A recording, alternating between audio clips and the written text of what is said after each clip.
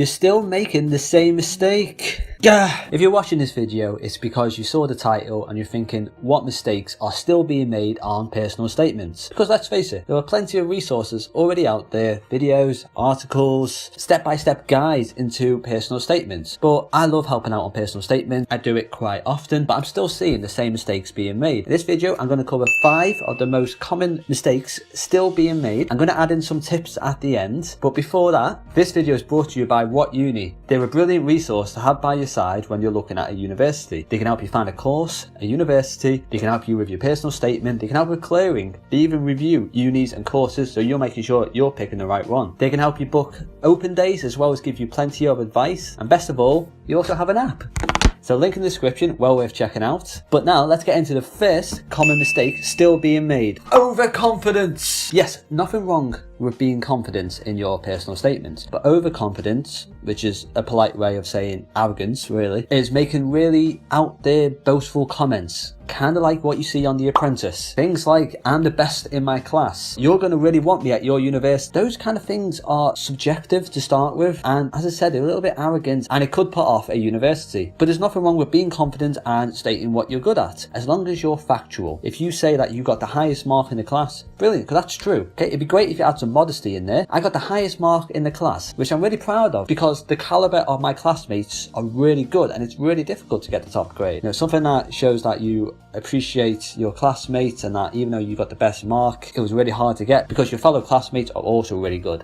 Number 2, underconfidence, or just not being confident, being depreciative of yourself, saying things like, I'm not very good at this, I'm not sure I'm going to be able to do that. Leave that out your personal statements. I still see that, but what I see most of is just negative, not very confident language being used. Things like, I think this would be a good university, I might be good at this subject. Words like think, might, they translate to a university as not confident. They translate as maybe not ready to commit to 3 to 4 years for this degree. Using that kind of language can hinder your ability at getting an offer. So really look through your language and think, what kind of language am I using? Number 3, not knowing why you want to go to university or why you want to do that course. I see all the time. Why do you want to do university? Why do you want to study psychology? Well, psychology is the study of the mind. That's not your why. That is saying what it is. Make sure you say why. Why personally do you like that course? Why personally do you want to go to that university? Is it a passion of yours? Is it what you want to do since you're a kid? Career in mind? Say your why. Try and add some passion in there as well. Number 4, speaking untruths. Now, to be honest, this is not really a mistake. I think people generally know when they are telling a lie or two. Don't do it. Bending truth, stretching truth, whatever you want to call it, white lies. Not only is it not moral, but it can cost you a place at a university. Case in point, someone I know put down that they love Shakespeare, which is fine, but he also put down that they had all their plays, they read all their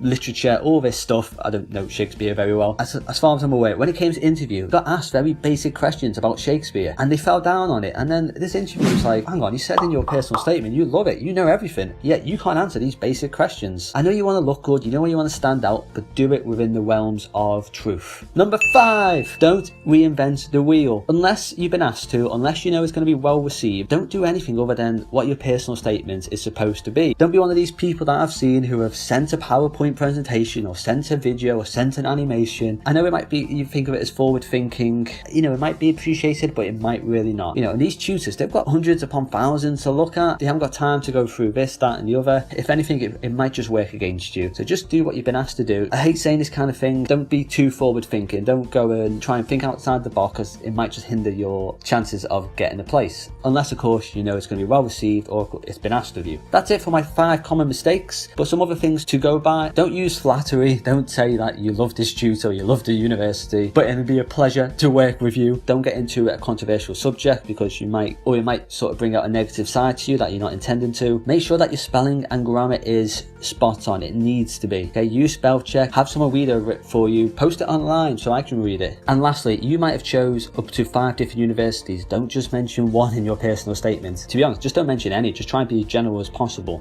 but definitely don't just mention some over others. Let me know in the comments if you've got any questions. You can always tweet me here or get in touch otherwise. Once again, WhatUni, thank you for letting me do this video for you. It's been a pleasure. WhatUni is brilliant to have by your side. The details will be on the description and on the end of this video. If you want to see more, please subscribe. And for the upcoming year, for those doing the second year of A-levels or just applying for university in general, good luck.